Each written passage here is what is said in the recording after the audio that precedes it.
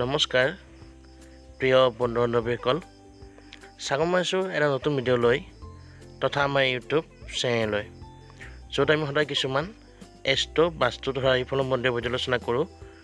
বলক তেন্তে আজি ভিডিঅ'ত জানি লওঁ মহালয়াৰ সময়ত কোনকেইটা ৰাশিৰ বিশেষ ধৰণৰ ভাগ্য খোল খাব আৰু তেওঁলোকৰ জীৱনত তাৰ কেনেকুৱা প্ৰভাৱ পৰিব অৰ্থাৎ ভাগ্যফল কেনেকুৱা হ'ব।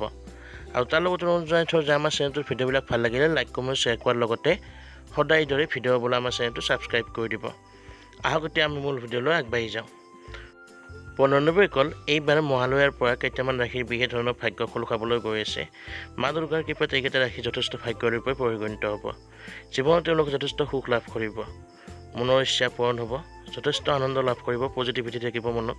যি কামত হাত দিব সফল হ'ব পাৰিব, যি কামত আগবাঢ়িব খুজিব তাতে সফল হ'ব আৰু মনৰ ইচ্ছা পূৰণ হ'ব।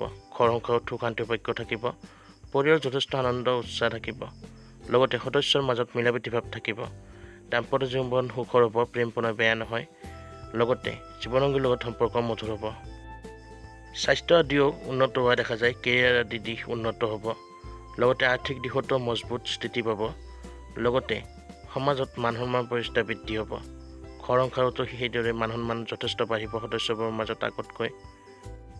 ব্যৱসায় বাণিজ্যও আগতকৈ যথেষ্ট প্ৰসাৰ বৃদ্ধি লাভ কৰিব, উন্নতি হ'ব, ভাল ফল লাভ কৰিব। চাকৰি আদিও উন্নত হোৱা দেখা যায়।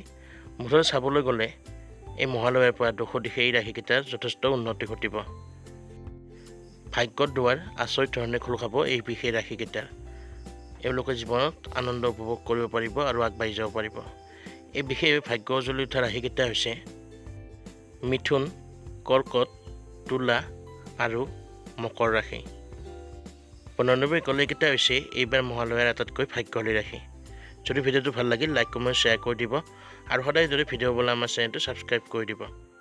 ধন্যবাদ।